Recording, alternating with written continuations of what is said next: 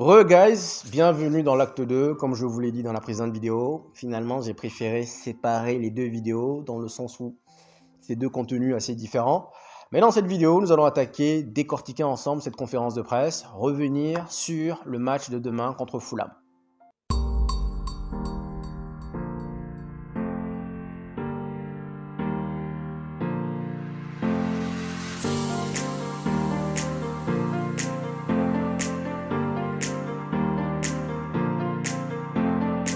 Guys, ça ne sent pas bon.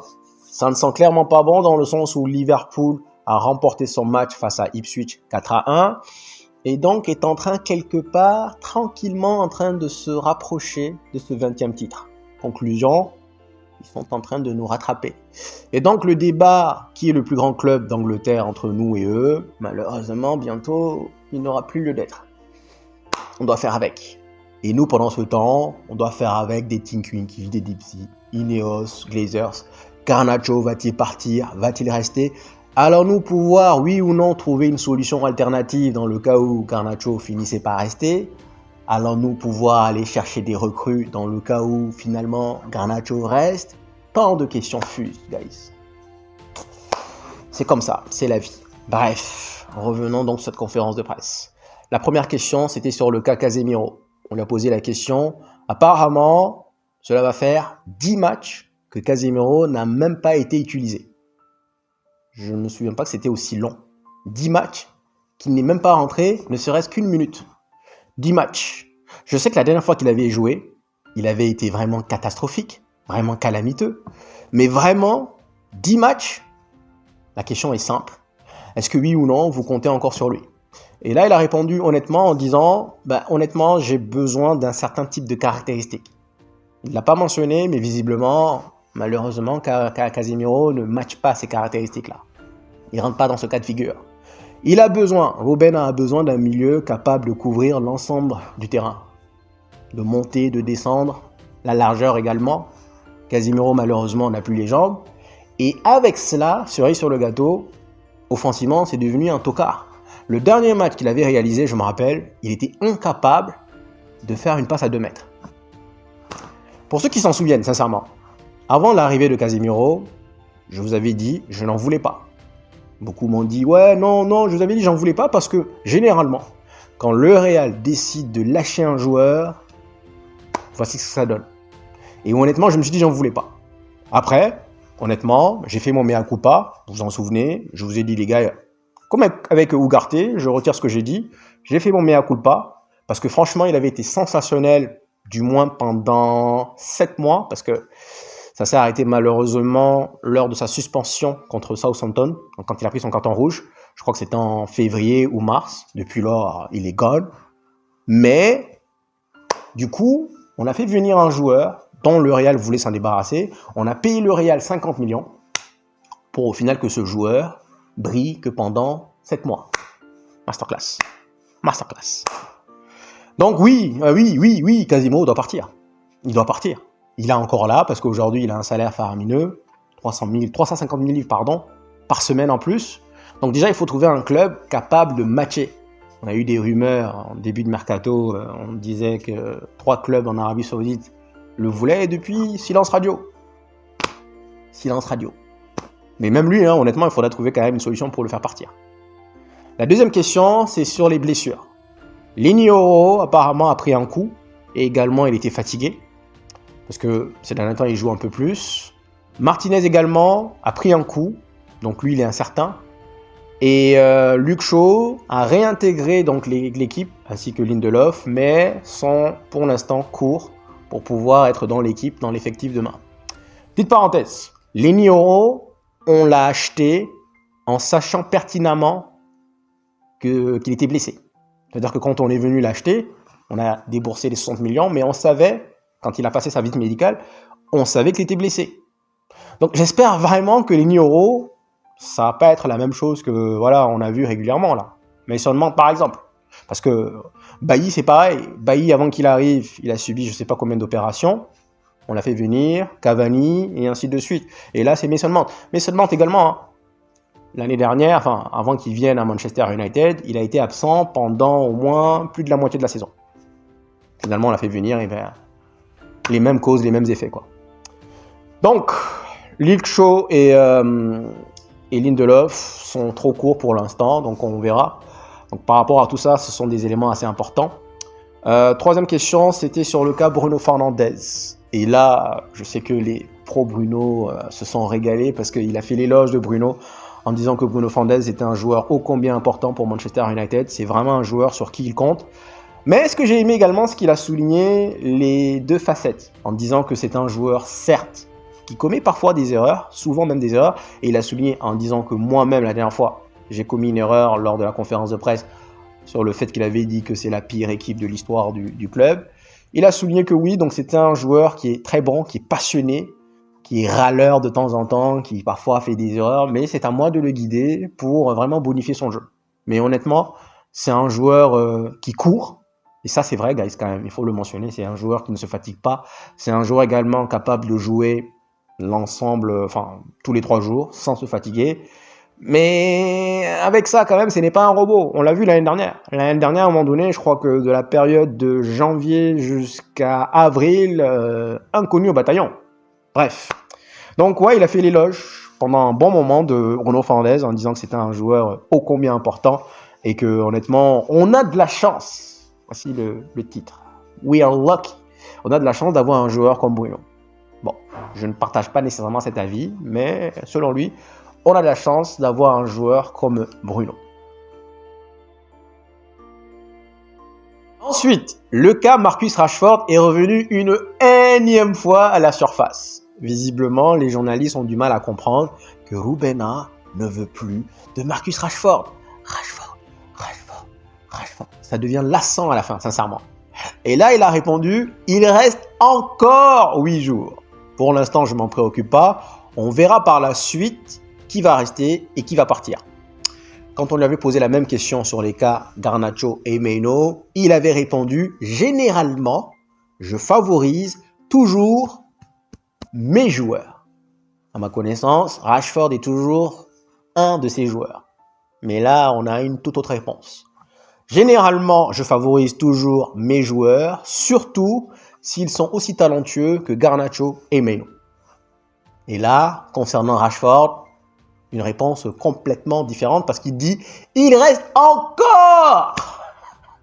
En gros, tu espères quand même dans ton inconscient, dans ton subinconscient que dans ces 8 jours, Ineos va trouver une solution. Comment faut-il le dire? En chinois? En japonais? En thaïlandais? En hollandais? Il n'en veut pas. Alors qu'est-ce que fait Rashford encore dans le vestiaire? On voit Rashford tout sourire. Est-ce que vous sentez la banane, vous aussi? Vous sentez la banane? J'espère que non, sincèrement. Parce que je me dis, si jamais Rashford finissait par rester et que réellement il n'en veut pas, on le laisse, jusqu'à maintenant, on le laisse en tribune. Mais le fait de le réintégrer, ça, guys, je vous dis maintenant, si jamais ça arrive, peut-être, mais pour moi, ça serait surtout qu'on lui aurait imposé. Donc Rashford, il n'en veut pas. Mais bon, ça continue à revenir encore, et encore, et encore, et encore, et encore. Il reste encore 8 jours. Espérons que d'ici là, Ineos va trouver une solution. Mais franchement, j'en doute. Ensuite, on lui a posé la question sur est-ce que c'était oui ou non une rotation entre Ben Yedder et Onana. Et là, il a dit, je sais que vous avez forcément pensé à ça par rapport à la boulette qu'il avait effectuée la dernière fois. Il l'a quand même mentionné, mais il dit non.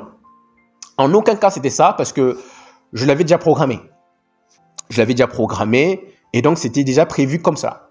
Que dans tous les cas, avant même le match contre Brighton, donc avant même que Onana réalise la boulette, c'était prévu que Ben Yedder allait jouer jeudi contre les Rangers. Dans le sens où je vais prendre la partie où il dit « Je ne vais jamais venir tacler un de mes joueurs devant la presse. » Donc je me dis que forcément, il va pas venir me dire « Non, franchement, oui, oui, clairement, il a fait une connerie, c'est un tocard, il est clair que je devais le changer. » Bien évidemment qu'il va venir vous dire une telle chose. Forcément qu'il va être un peu plus... voilà.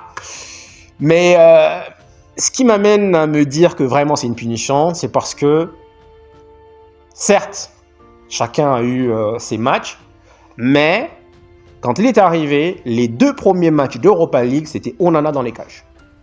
Et non Ben Yedder. Donc si vraiment dès le début ça a été partagé, pourquoi dans ce cas, dès le départ, c'est Onana qui a commencé l'Europa League? Après, guys, je ne fais que spéculer. Je suis là tranquillement dans mon salon à Niamey. Je ne sais rien. Je spécule. Tout simplement. Donc voilà, guys, voici la conférence de presse. Comme d'habitude, il y aura la partie 2 ce soir à minuit. Je ne sais pas pourquoi ils font ça. Mais j'ai regardé, le match, c'est quand même demain à 20h. C'est tard. Franchement, dimanche 20h. Parce que derrière, je dois refaire la vidéo. Honnêtement, voilà. Ça perturbe un peu le sommeil. Bref, ça, ce sont les détails. Pour en revenir à Fulham. Alors, guys, Fulham, ils sont 10e. Hein. Ils sont 10e, mais pas que. Ils sont également 10e à domicile. C'est-à-dire que si on regarde les équipes, on fait un classement uniquement à domicile. Fulham est 10e. Avec 4 victoires, 5 matchs nuls et 2 défaites. Uniquement 2 défaites. Conclusion, il faut déjà s'avouer que demain, ça ne sera pas un match où on va aller jouer les Lucky Luke, hein, c'est clair et net. 4 victoires, 5 matchs nuls et uniquement 2 défaites. Ils ont de bons buteurs. Raúl Jiménez. Guys, est-ce que vous aussi, à un moment donné, vous ne vouliez pas voir Raúl Jiménez à Manchester United? Du temps où il était à Wolverhampton. Raúl Jiménez, moi je le kiffais. Je trouve qu'il est rapide, il est solide, robuste. Il sait faire le lien avec ses joueurs. Enfin, combiné avec le lien, j'ai le link en anglais. Combiné avec ses partenaires. Aujourd'hui, il a 8 buts. 8 buts avec Fulham. 8 buts. On a Iwobi également qui en a 7. Ensuite, on a Wilson qui en a 5.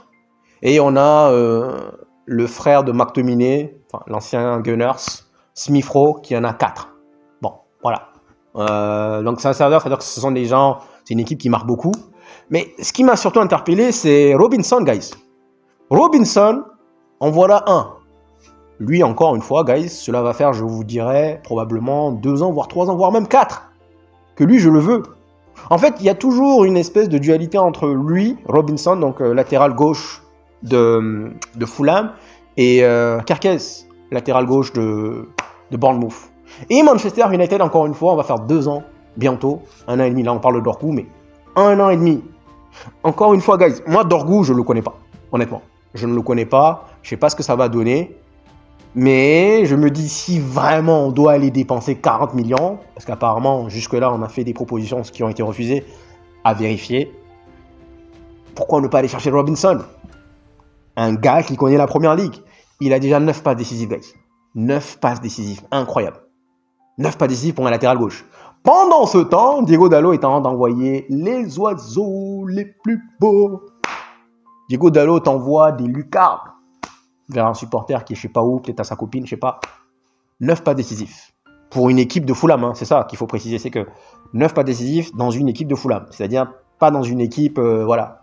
Puis ils ont un bon coach également. Franchement, Fulham, le match demain, ça va être compliqué, je crois. Et donc par rapport à tout ça, je vous dirais qu'il irait probablement avec cette compo. Je crois que Onana va faire son retour. Certainement. Liniro, il a joué quelques matchs, donc forcément là, cette fois-ci, il ne jouera pas. Donc je pense que ça va être probablement Mazraoui. Maintenant, je ne sais pas si Mazraoui maintenant va jouer à gauche ou à droite, mais je pense que la défense va être Mazraoui, puisqu'il a été reposé lui jeudi dernier. Donc Mazraoui, Maguire qui a joué qu'une mi-temps, ainsi que Délire qui a joué qu'une mi-temps. Mais Mata c'est qui Il a dit Mata en fait en conférence de presse. C'est maintenant que je viens de cogiter. Mata, c'est pas forcément Martinez. Dans ma tête, en réalité, c'était Martinez Mata. Non, c'est Matisse. Donc Mata aussi, c'est Martis Délire. Donc Mata, en réalité, c'est Délire qui a pris un coup. C'est la raison pour laquelle d'ailleurs il est sorti à la mi-temps. Donc non, donc guys, finalement, on repart donc avec... on aura Mazraoui forcément donc à droite, certainement. On aura Harry Maguire, parce qu'au début, je pensais que Mata, c'était Martinez. Non. Donc, Harry Maguire au milieu de terrain, il a joué qu'une mi-temps, et Martinez. Martinez, on espère vraiment qu'il va encore nous faire une passe dont il a le secret. Donc, en défense, Diego Dalot, probablement. Ugarte qui a été reposé. Franchement, j'espère vraiment que Mainoo va prendre la place d'Eriksen, c'est-à-dire un peu plus haut. J'espère que honnêtement, là, on va revoir un duo Bruno Fernandes. Bruno Fernandes même qui est meilleur en 8 qu'en 10. Et je pense qu'on devrait essayer Maino à la place d'Eriksen, comme on l'a vu. Parce que vous l'avez vu, j'ai pas parlé d'Eriksen dans le dernier match, mais il a fait beaucoup de combinaisons avec Amad Diallo, beaucoup de 1-2. Et franchement, ça a beaucoup aidé Amad Diallo également. Mets-moi Maino à ce poste. On va voir ça à donner, sincèrement. Donc, j'espère vraiment, donc dans tous les cas, je sais que les deux seront titulaires, puisque voilà. Mais j'espère quand même voir Bruno Fernandes à côté de Ugarte. Là, Amad Diallo encore. Est-ce qu'il va le mettre encore en piston? Vu que Euro n'est pas là, je me dis probablement que oui. Et donc oui, j'aimerais bien qu'il mette Maino à ce poste. Garnacho. Est-ce que oui ou non, ça sera le dernier match de Garnacho? On en saura plus. Parce que il a fait soi-disant ses au revoir, mais il faut souligner que nous n'allons plus rejouer à Old Trafford dans ce mois de janvier.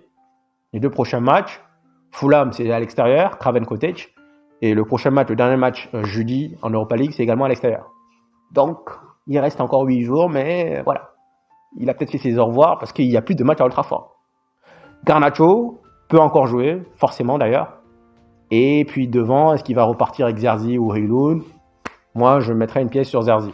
C'est vrai que c'est pas extraordinaire, mais je me dis que oui, il pourra plus maintenir le ballon. Donc voici la compo avec laquelle je me dis qu'il devrait partir, ou alors qu'il pourrait partir, avec laquelle il pourrait partir. Et donc, pronostic,